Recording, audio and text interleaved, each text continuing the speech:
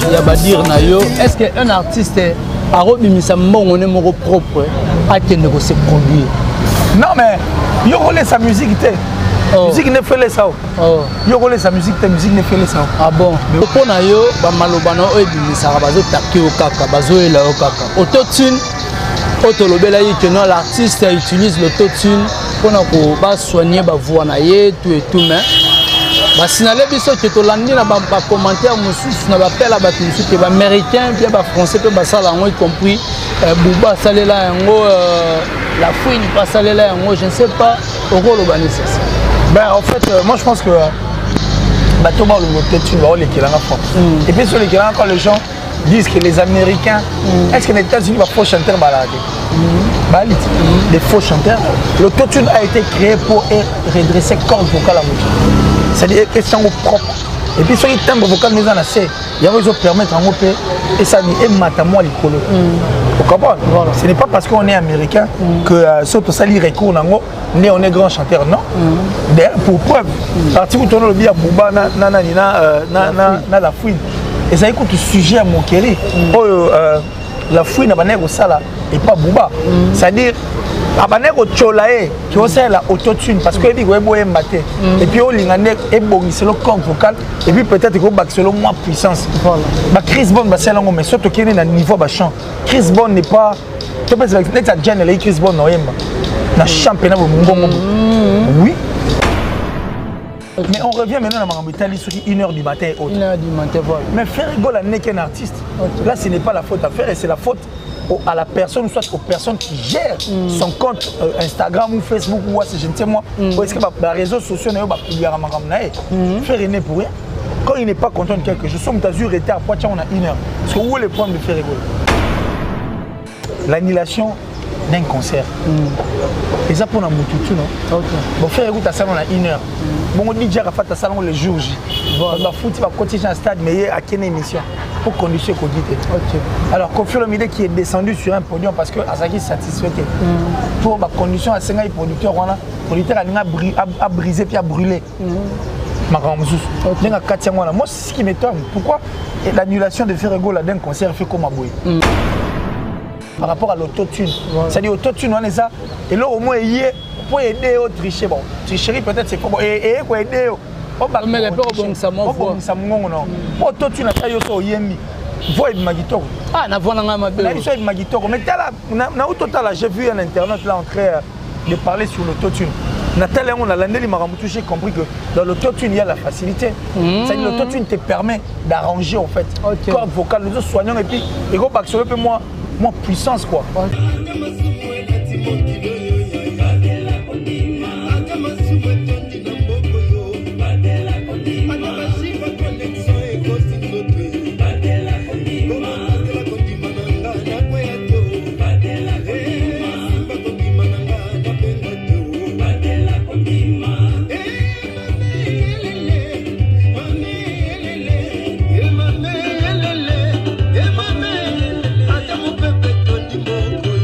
Badela Kodima.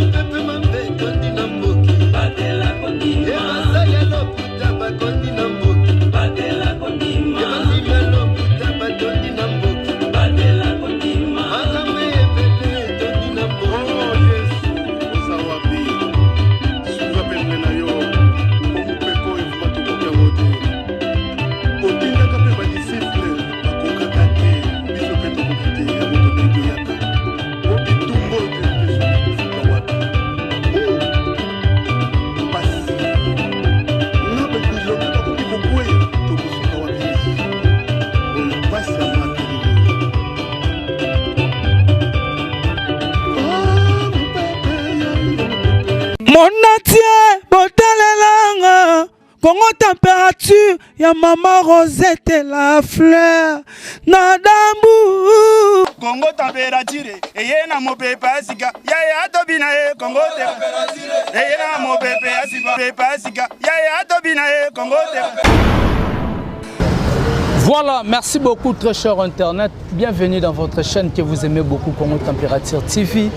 Otolobaka Vitesse Wapi. Merci beaucoup, ça dépend de l'heure à laquelle vous me captez partout dans le monde entier. C'est moi votre humble serviteur, héritier Ibula Mouya Kaya Solo après Joe Poster et Zalakande Yeyo.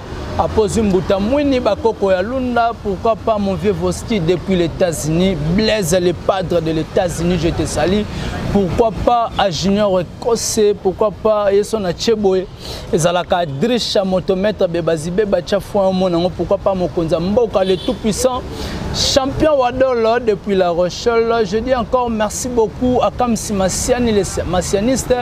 Pourquoi pas à Kams depuis quelque part. Merci beaucoup à Maman Rosette, la fleur d'Ambo.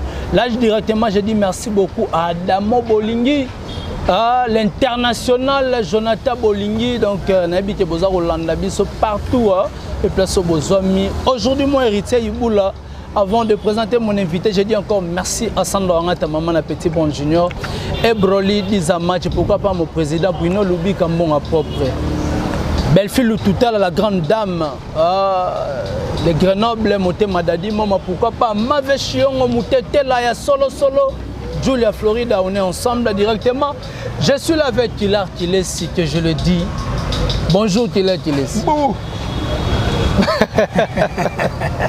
Tilar Tilesi. Ça explose. Voilà. Je te dérange tellement que ça explose. Bon? Toi aussi tu comprends ça? Mais je le sais. Ah bon? Je l'ai compris après. C'est tout à fait normal. Bonne santé. Ouais, la santé va bien. Ah, okay. Dieu a toujours été dans notre camp. Voilà. Parce que comme seul rescousse la vie sur les Congolais. Donc tellement le gouvernement est en mode démissionnaire. Depuis la nuit des temps, tout s'est plaigné en amour. Donc tout le temps, même les satanistes, même comment sur le binéga, Dieu fait grâce. Ok. Donc ça, comment venir au salam à Rambutu. Aussi longtemps que Maneko est en amour soutien. Parce que imagine que Nzamba au salam. Donc voilà quoi. Donc sans Dieu, rien ne peut aller de l'avant. J'ai dit merci en tout cas mon Dieu Jéhovah et puis merci à Matuto Valéma Akila, c'est surtout Nayo qui a toujours pensé à moi tout le jour en tout cas. Par contre, dès que tu en as en train de comprenez comment on va faire moi ça dit va Colombo voilà. Donc Nayo pense à la Naïma tout autour de Akila. Moi je les aime aussi, je les ai toujours aimés et je pense que c'est important pour la mission. Les hommes autour de ça. Donc merci là-bas. Merci à la plus suspecte de tout, la plus suspecte, la plus discrète de tous les Français. Vous comprenez? De tous les Français d'Atichou, sponsor officiel. En tout cas, il y a la chaîne Misso qui est claire, qui est là. Si vous Congo Température, voilà. Va s'abonner massivement. Merci à ma maman chérie, maman Julien mon amour de mère, de cœur, de tout depuis les États-Unis. Merci à mon vieux Giannissi Tachungam de Suisse-Irlande, le gourou du temps plein. Et puis merci à la cap modèle la plus sexy, la plus belle de sa ville et de son pays. Merci encore une fois là à Westerega. Fabrice Emmanuel Kalonji, j'ai toujours pensé à toi parce que lui c'est un frère. Depuis la nuit des temps, on a toujours été ensemble et il n'y a jamais eu de souci entre moi et lui. J'ai dit merci comme ça à Ingrid, Eliane Porsche. Allez, je dis Eliane Porsche et à Libi Chououmou, Del Piro à venir. En tout cas, merci Del Piro à venir. Donc, Del Piro à venir. Et puis, merci encore une fois là, à Bianca Gola, Césarine la Gauloise. Et sans oublier, parce qu'il y a Zanzambi, Jean-Paul Binda Mastaki, plus rapide que le vent, plus fort que toutes les vagues des océans, toujours plus beau. Jean-Paul Binda Mastaki, ainsi que Kams Massiani, les séminaristes. Ok, voilà, merci beaucoup. Aujourd'hui, tu me un peu par rapport à Choua, président de la République, nommé Premier ministre, tout jeune, à propos de Rosando. Bon, moi, Abeli, ton maman Abeli, si moi, c'est qui tout, toi. Il t'a eu comme un lingue, en fait, il y a un conseil à Batutu. Voilà. Ben, moi, je vais tellement Abeli, on a tellement il s'est là, il ça, moi. Tellement que ça m'a ça, moi, tu vois. Alors, ça a toujours recours dans ma rabotali. ndenge basengi conseil wana so côté nous avons tout à moment matiti ani sala bo sabo to sala toujours apte ya okina wana yeba déjà que biso nde toi boy to soit des déception trop voilà alors tout va proposer biso so to mona que ba poni e pona solution makambo biso tanango besoin réflexe elle besoin zani total anan to zéro to kominga na maboko na bango to sali on attend mais je pense que le premier ministre actuel j'aurais appris qu'il a 43 ans, que c'est un jeune. Voilà. Pour RTN, ça se marteler, comme on a trop. 43 ans, donc c'est un jeune. Mais il faut comprendre, peine n'a pas si la mise aussi longtemps que il y a un gouvernement. Il faut être un chef à gouvernement. Et c'est quel gouvernement il y a au salon. Et puis le gouvernement, il faut y avoir un intérêt à banane. Et puis il faut y avoir pourquoi. Parce que biso non de toi, le souveraineté, on a beaucoup de biso. Mais toi, on a des difficultés au dami. Qu'on y a la passe. Tant que vous n'avez pas aéroport, surtout que vous n'avez pas passeport, on dit que vous avez beaucoup de sabbat dans mes cours en fait. Mais tant que vous avez des histoires qui sont primordiales, éphémères en fait. On a beaucoup de monsieur à la radio. Oui, puis que sous autres cieux, les bundou balia en mode. Oh, tu vois là. Babé nango je crois rouger to rougi. Rouger ou rougi. Madame Mangote sous autres cieux, baboko monsieur de lia. Bisous quand on a mango pété c'est un luxe en fait. So chez nous on a mis les bundu, c'est que moi le réel. Voilà. Voilà. Donc il faut comprendre que maman ils ont torturé bisous. Il y a non maman mine n'était. Ce sont des petits trucs en fait. Kodame, moi logement, enseignement, soins de santé, pas soins d'habits, les soins appropriés pour nous. Ce sont des choses qui nous compliquent. C'est pas pour nous mon karma pas. Moi par rapport à maman et mon soir. On dit que c'est vraiment un hôpital général. Mais il n'y a aucune personne qui a ces plats. Il y a un micro, chaque micro baladeur na balabala. Le bagage que non, maman soit béni que non, maman et mon papa sont bien. Il y aura ma réponse à ça. Donc c'est un hôpital général, mais ils ont inspiré la population confiance. Et puis nous sommes venus maman et moi, on a le coup moi qui est connu zate. Tout le monde ça automédication. Bana msumbonga okenanchi zate marié ba tchéchi ko fele mais ba complication zakaka. Mais les enfants en fait il faut tous les gars. Or, un philosophe chinois a dit que pour détruire un pays, il y a une bombe. Il y a une arme de destruction massive, une armée à capacité. Pour détruire un pays, il faut priver l'enseignement dans le parce que on va relève à l'objet. Aussi longtemps que relève on les a assurés, c'est fini, demain on ne fera rien. Aujourd'hui nous sommes victimes de ça. Tant que on pensait que c'était faux. Mais tout le monde a Rochero, c'est un artiste et musicien. Mais Rochero nous a dit dans l'une des vidéos, en tout cas dans le ça passe, mais Rochero, dans l'une de ces vidéos, va dire mais les jeunes Zaïro à l'époque, vous devez vous intéresser à la politique. Même si vous ne le ferez pas, mais vous deviez être là. Parce que ça vaut la peine. Soit ils vont s'intéresser à la montée, jour ils vont s'intéresser à la bino bateau, va comprendre que vous êtes des faiblards. Qu'est-ce qu'ils feront? Bien la binomo, la richesse de la binomo, beaucoup vont quémander. Ça dit, l'avantage de la biso, mais tout le monde est supplié, tu dirais à bisoter. Tout le monde dit, pas à place. Aujourd'hui, c'est ce qu'on est en train de vivre. Ça dit, vous attendez la benne du coup, mais vous direz l'état zaté. Ça dit, vous battre la terre. Et on tue des Congolais comme ça.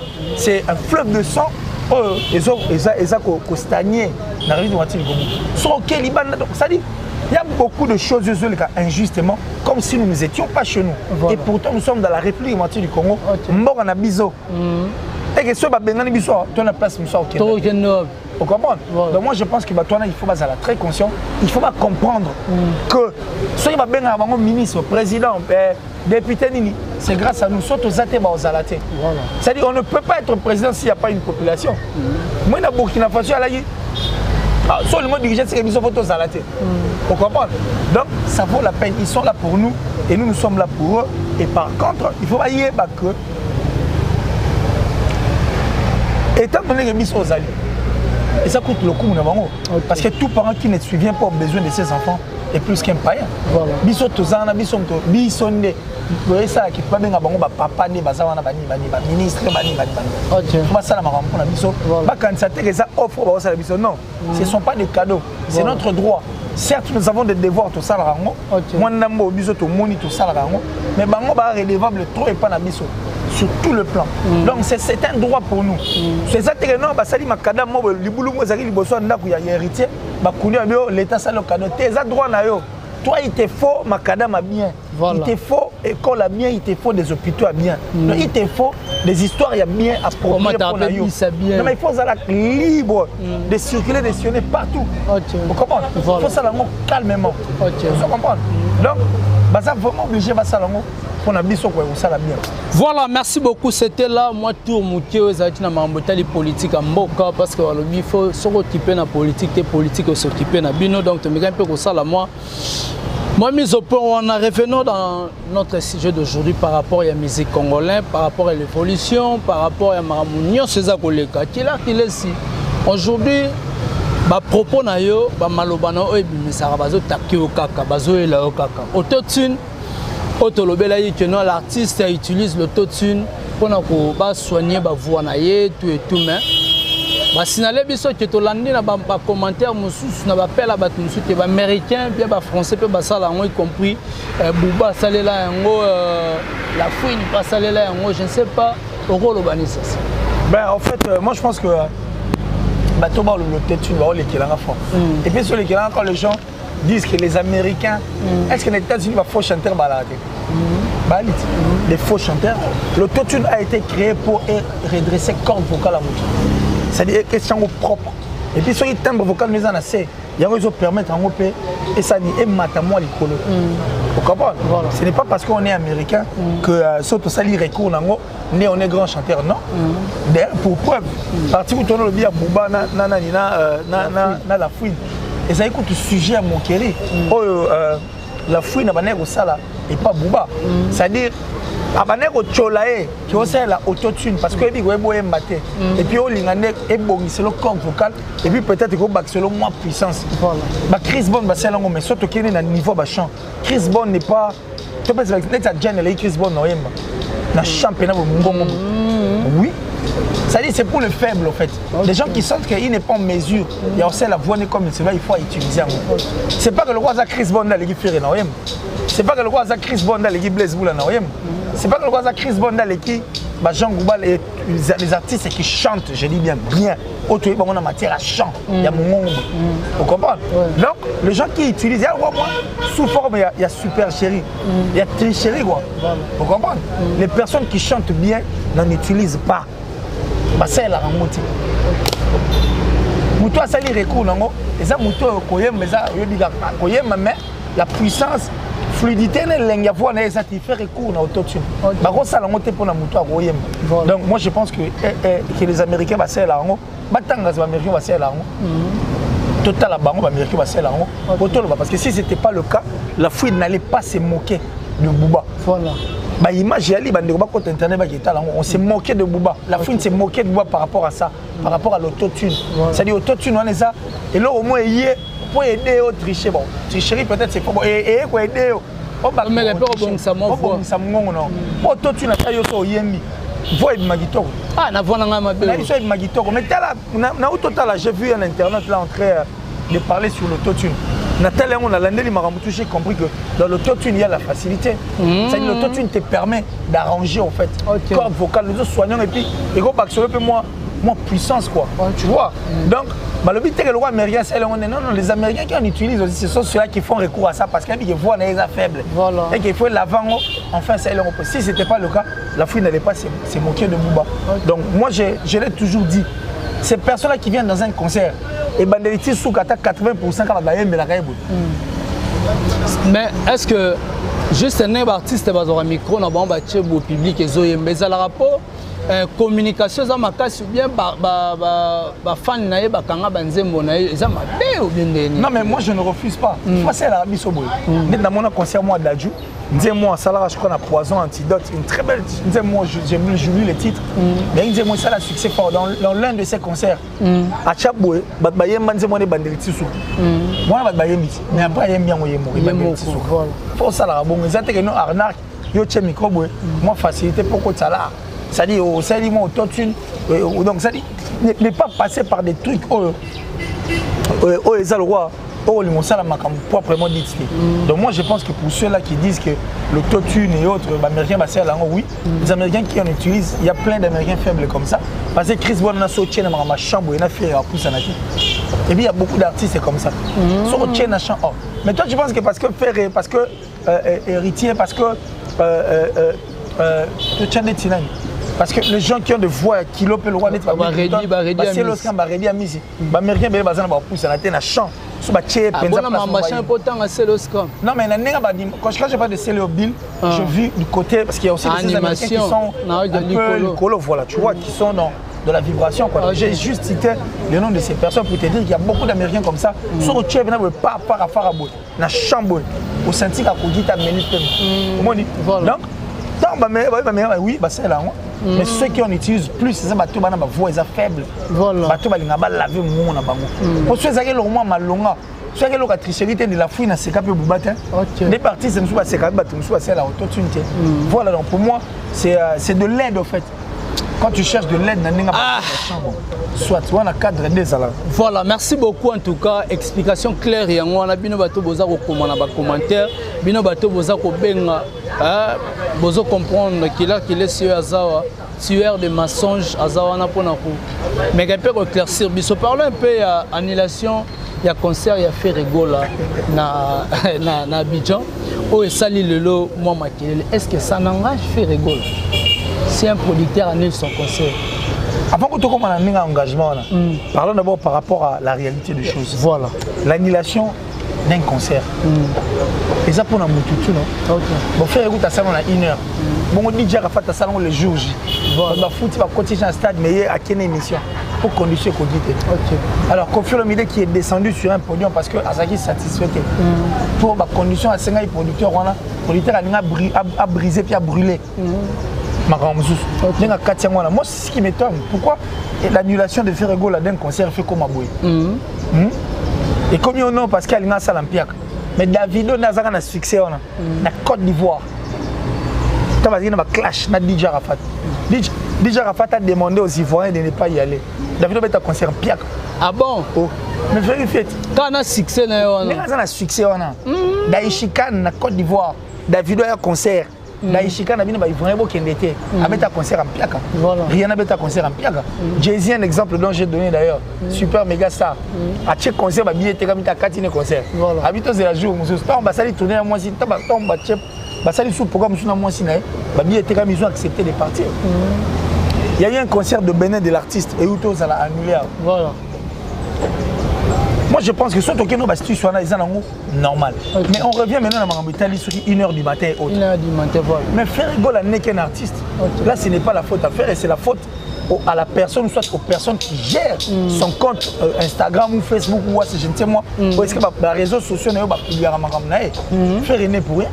Quand il n'est pas content de quelque chose, on a dû rester à Poitiers on a 1 heure. Parce que où est le problème de faire rigoler? Lui ce n'est qu'un artiste. Tout ça là c'est pourquoi? Parce qu'on veut seulement à ce que artiste, il y a un moment qu'on a vu ça, non, il n'est pas professionnel. Voilà. Qui est professionnel? Mais ça, c'est encore une autre fenêtre qu'on va ouvrir avec toi, dans le soit demain ou après-demain. Un professionnel, c'est qui? Un professionnel de musique, c'est qui? Bah, moi, tout ça, on voit. Mais ils sont en voie. Artistes en bas, ça va featuring à Makassi, à l'international. Ils sont en voie. Ils sont en voie de devenir des professionnels. Ça effort. Ils imitent ce que le profond. Pour ceux qui ont une réalité des choses, et ils ont un manque qui a belé. Ah bon? Mais il y a belé dans la concert là-bas, mais ils sont en voie. Combien vous voulez nous faire passer que non, c'est l'artiste qui est plus professionnel que tous les autres artistes? Il est professionnel en quoi? Voilà. Il s'est déjà fait accompagner avec quel professionnel va concert par exemple? Vous comprenez? Et puis les professionnels qui sont certifiés, quand on dit que c'est un professionnel de musique, ils ont moto à Tangi. 3 ans de salaire, ils ont foot reconnu. Moutané, on a soit accompagné automatiquement tu peux apprendre ça là. Il y a des autodidactes. Il y a des cours mais il y a des professionnels reconnus. Voilà. C'est que si on transmet le fait que je me suis fait accompagner par toi, automatiquement, la chance la grâce aussi un professionnel parce que je me suis fait accompagner d'un professionnel. Pour ceux qui ont un professionnel, il n'y a pas de professionnel. La musique, c'est l'effort, on voit comme un professionnel. Pour ceux qui ont en matière de concert, as-tu déjà vu des concerts de performance? en dehors d'Inosbi, parce qu'Inosbi a eu à faire des festivals et des concerts, des performances aussi. Il y a eu à Rennes à Hollande. Surtout qu'il y a en matière de bisonné tout à l'heure concert de bisonné. Banani va bête la bison doulo tout. Bandulo tout. Qu'il y a on a 8 États-Unis à Betindul. On Betindul devant quel public? On Betindul avec quel professionnel certifié accompagné? Pour ce même le retour de rôle, pour ce que bien on la bison moi. Et les gens nous traiteront de tout ce qui vient nous traiter en réalité en moi. C'est qui un professionnel de musique? Voilà. Il n'y a pas de professionnels. Ils sont en voie de faire mieux, bah, perfectionner de façon comment bah, professionnelle. Alors, me faire rigoler n'est pour rien. Moi, ce sont les gens qui l'entourent. Bateau, on va dire bureau, il va prendre soin. Il y a republié. Donc, faire rigoler doit maintenant arrêter d'être musicien. A commencé à bloquer ce concert annulé, à TV, moi, à check caméra. Alors, le concert est annulé. Non. Ça, ce n'est pas lui. Lui, c'est un artiste, il prend sa place. On lui avait donné son argent au bête. On va payer ça. Il a commis Marambo Simité. Il dit dans le bête, il a des conditions hautes. Il a son palais, c'est à vous de voir ce que vous devez faire pour l'artiste. Faire n'est pour rien. N'est pour rien. Parce que j'ai suivi des émissions. Non, l'artiste est professionnel en quoi? Professionnel en quoi? Parce que tout le monde a un concert de bêtement. Mais regarde ce que Gims fait. Network Gims à ça dans Stade de France. Va voir des concerts de performance. Ou bien un concert, il y a performance. C'est ça. Mais si la vidéo, malgré moi, ça recoule au-dessus. Mais du moins, quand il y va dans des concerts, tu sens comment ça la peine. Ça dit c'est la performance. Voilà. Il s'est fait accompagner par un groupe de Ghanéens Nigériens en États-Unis. David Abeta a eu à Rennes aux États-Unis, à Londres, aux États-Unis. Ah bon? Si. Les concerts pour le moyen, exactement. Image parce que moi je les ai. La source. Ce sont de professionnels certifiés.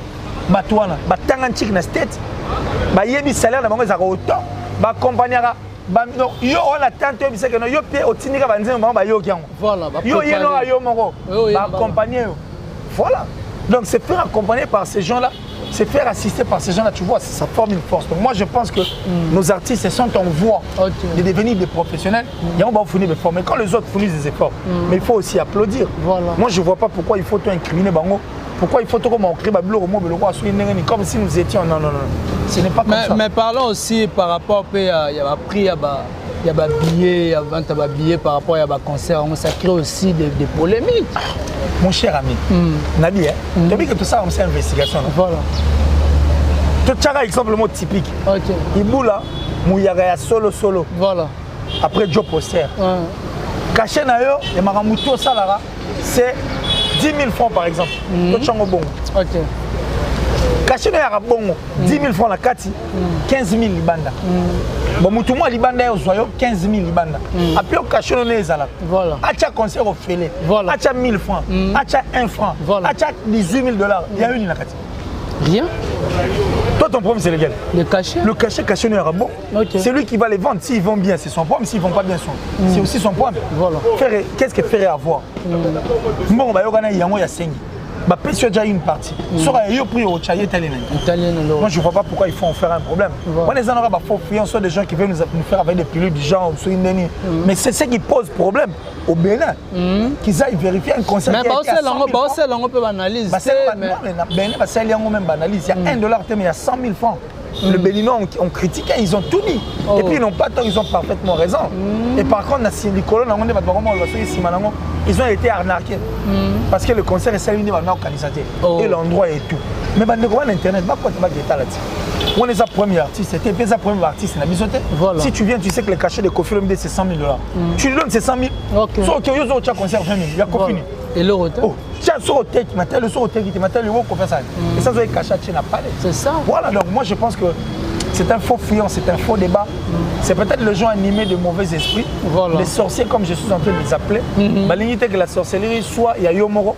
La sorcellerie comme un travail d'équipe associée les gens. Et pourtant, la mise sur la torche, il y a la jumelle. Voilà, et puis Internet, il y a total à il y a bien maman qui est là. Donc voilà quoi. Voilà, merci beaucoup Kila qui laisse na sepelarayo pour na détail na explication claire. Bateau méga un peu quoi importune biso ya kolobara mabe. Voilà les journalistes ceux qui en en tout cas awa les alarabo solo na musique. Parlons un peu de talent. Le talent aussi pose aussi des problèmes parce qu'il y a dans notre pays les artistes musu baza ba talentueux. Je ne sais pas est-ce que Kila qui laisse matisa biso to ko latisa biso to ko expliquer biso. Quels sont les artistes qui sont talentueux?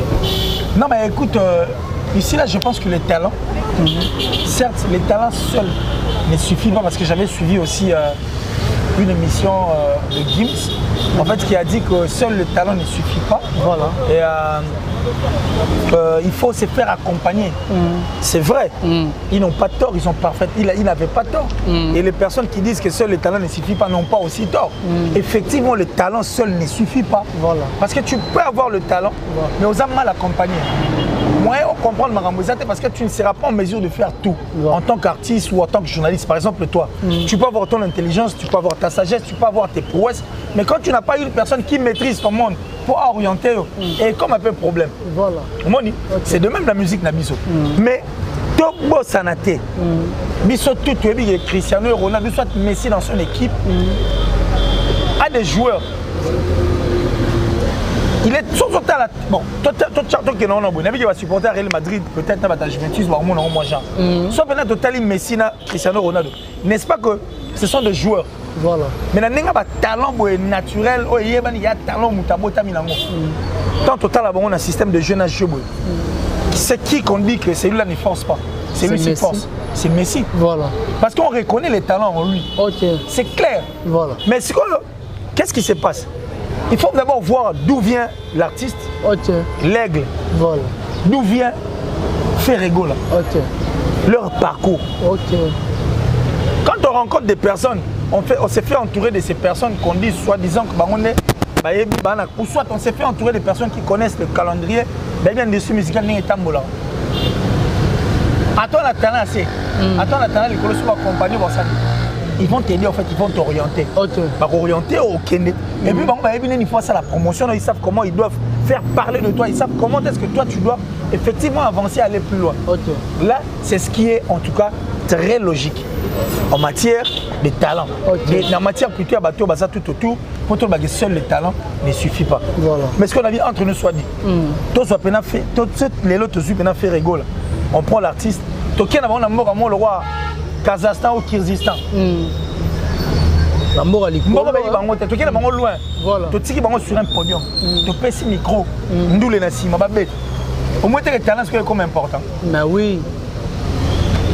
Vous comprenez? Voilà. Seul le talent ne suffit pas. Non, tu fais rigole là, tu fais c'est bon, tout le monde on a quartier latin.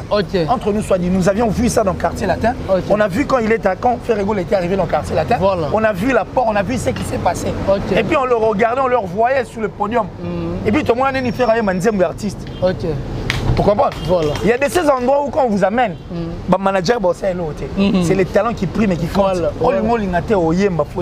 Donc c'est par là on va dire que le talent il est aussi important. Voilà. Très important d'ailleurs. Il y a aussi des improvisations. Non mais justement parce qu'on ne peut pas. Surtout comme la place, bon, on dit ah, baby na bango bino te toyem. Soit il va ça la choix, ça la choix, voilà. Donc les talents quelque part, il y a ma casse. Voilà. Pour faire avaler nos priorités parce que les autres au monde, c'est-à-dire on s'est fait bien entourer, mais on n'arrive pas à aller plus loin. Voilà. On nous donne tout pour qu'on fonctionne avec. On façonner biso, c'est un documentaire, on fout un moment dans l'émission pour qu'il va lever la biso. On nous aide, on nous donne même des featuring. Mais on n'arrive pas à aller loin avec. C'est ça. On n'arrive pas à aller loin avec. Et puis, grande production, peut-être, production, moi, mais c'est ce que j'ai dit, c'est ce que je suis en train de dire. Tous les gens ne tiennent pas compte de ça. C'est ça. Mais tellement que la méchanceté, ça dit, moi, je commence à avoir de la poussière dans mon cœur. Non, mais c'est de la poussière quand je vois des gens qui se disent que nous sommes journalistes, qui viennent pour aider la culture, mais qui viennent à la télé pour raconter des histoires oiseuses comme ça fait très mal. Ah bon? Alors, au niveau, c'est-à-dire, quand c'était les autres qui insultaient là, ces gens-là ne venaient pas. Ils ont même fait partie de ces personnes,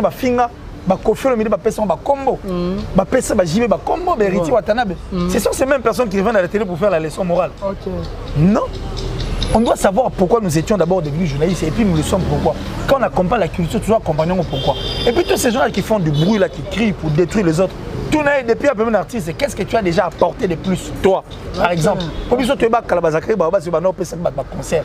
Oui. Après, tu peux produire, après, tu peux Va maintenant leur poser la question, ils font quoi? Ils ne foutent absolument rien, mais ils ne viennent là pour que la président de l'orchestre. Il y a un peu de tout le monde, est-ce qu'il n'y a pas de il s'agit d'une autorité nationale. Il y a succès à Mouninga, bazana simana non ba porta te loroté ils ne sont là que pour le jalelo baso basi na bango poto basala makambo bango ki donc ils le font pour na intérêt na bango parce qu'ils savent que ça to salango ba vieux au mata ba abonné ba roya ba followers ba page na biso mais ba osala ngo te la ndenge na réalité voilà comment dit satana satana na pour ça bato bazana été OK satana tala sur libanda comprendre parce que ba bazana e bozana e lui regarde dehors. OK. Pas ça a besoin de soulever monsieur Bassani. Mais moi je pense que seul le talent. Nebabi ne suffit pas oui, mais par exemple te pèse va comprendre que le talent est ça aussi important donc voilà. Voilà, merci beaucoup. Je sais très bien que vous nous suivez partout dans le monde entier. Mon vieux Benazo, Mesmi Benazo. Depuis François, Motema, maman Eliane Benazo, pourquoi pas papa Alain Kalambaye, Motema Nana Kalambaye. Les gens disent que non. Est-ce qu'il fallait couper grand? Mais écoutez, si on disait que Fally Ipupa n'est pas grand, mais c'est de la méchanceté. Voilà. Tout ambassadeur qui porte les drapeaux de la République du Congo, aller brandir à l'extérieur. Il est grand. Voilà. Gaz Fabulous, ça là. Okay. Gaz Mawete, m'a rappelé Banda. Ils font partie. Bazar grand. Non mais ce sont des ambassadeurs de notre pays. Okay. Ça sera méchant de notre part. Surtout il va pouvoir être artiste. Non. Okay. On a Togo Boya monté. Il va défendre notre pays. Libanda, c'est de même ce que fait Gaz Mawete. C'est de même ce que fait Gaz Fabulous. Ce sont des ambassadeurs parce que pour enfin que le drapeau est République démocratique du Congo et ça Libanda quoi. Togo était mon tuto à défendre Congo Libanda en tout cas. Voilà, merci beaucoup pour vraiment la sous émission na biso. Mais par rapport ya badir na yo, est-ce qu'un artiste a rebimisa mon propre à qui ne se produire? Non mais yo relais sa musique était. Musique ne fait les ça. Yo relais sa musique musique ne fait les ça. Ah bon? Mais oui, relais sa musique né. Ah qu'il est sorti quand on a suspense. Merci beaucoup na ba union so vite à Rolanda biso qu'il est si ba remerciement na yo na bato tout bala. Merci na batutu. Merci en tout cas na batutu. Je crois que le plus important est ça autonomie, mais la sorcellerie n'est pas un travail d'équipe. Mais la sorcellerie n'est pas un travail d'équipe. Si tu veux être sorcier, reste sorcier seul. N'associe pas les autres. Voilà. N'associe pas les autres. Okay. Et puis tous ces gens-là qui insultent Facebook, Nabango, YouTube, qu'est-ce que moi j'ai à foutre là? Attends, fini, moi je ne te calcule pas. Voilà. Je ne vous ai jamais calculé dans mon la binoté. Moi je ferai que ce que je suis en train de faire. Okay. Aussi longtemps que j'ai brandi des preuves. Mais moi je m'en fous. Hein. Voilà. Et puis moi mon père m'a toujours dit que moi toi fille a mal éduqué. Okay. Sur moi, tellement on a dit que les ambassadeurs de la famille n'a pas fini. Voilà quoi. Au lieu de passer par des mais sortez carrément binomo au banjo le bagarre nez à la après ça la bien. Voilà. Voilà. Merci Nabatutu, merci à la plus suspecte en tout cas d'Atichou, la plus discrète de la France d'Atichou. Merci infiniment, merci pour tout. Merci à ma maman chérie, maman Julien Diabobissembi. C'est-à-dire, merci pour tout, maman. Merci pour tout ce que vous faites. En tout cas, ça me va droit au cœur. Voilà. Depuis les États-Unis. Mon vieux Gianni Sitachunga pour tout Bangamouchuri de Suisse-Irlande, le gourou du temps plein. Comme le gâteau. Et puis, merci comme ça à la top modèle, la plus sexy, la plus belle et la plus intelligente de sa ville et de son pays. Merci à elle. Merci à Fabrice Emmanuel Kalonji. Voilà. Merci à Westrega. Merci également à Eliane Porsche. Voilà. Merci à Bibi Choum. Okay. En tout cas, merci Bibi Choum. Merci pour tout. Westrega, je l'ai déjà dit tout à l'heure là. Jean-Paul Binda Mastaki, plus rapide que le vent, plus fort que toutes les vagues des océans, toujours plus beau. Jean-Paul Binda Mastaki, Césarine la Gauloise, Bianca, Bianca également. Eliane Porsche, j'ai déjà parlé d'elle. Bah, tout le temps pour aller Del Piro à venir. Écoute, clôturer n'a été, Del Piro à venir, voilà. Del Piro à venir. Okay. Merci pour tout, merci infiniment. Alors, une patte cassée n'a jamais empêché les 1000 pattes de marcher. Ok. Voilà. Ça dit beaucoup. Hein? Alors, on s'est dit au revoir. Okay. Personnellement, numéro le plus 243 429 526 54 54 plus 243 89 526 54 54. Ok. Venez-vous à moi de ça la bien quoi. Voilà, merci beaucoup. C'était là, tu l'as si automatiquement un peu au solana et au débattre naïe, au ça la mise au peu par rapport à Maramouza ou les la musique et Nabiso. Je dis merci beaucoup à Maman Rosette et la Fleur d'Ambo. Pourquoi pas le tout puissant champion Wadol depuis La Rochelle, Mokonza Mboka.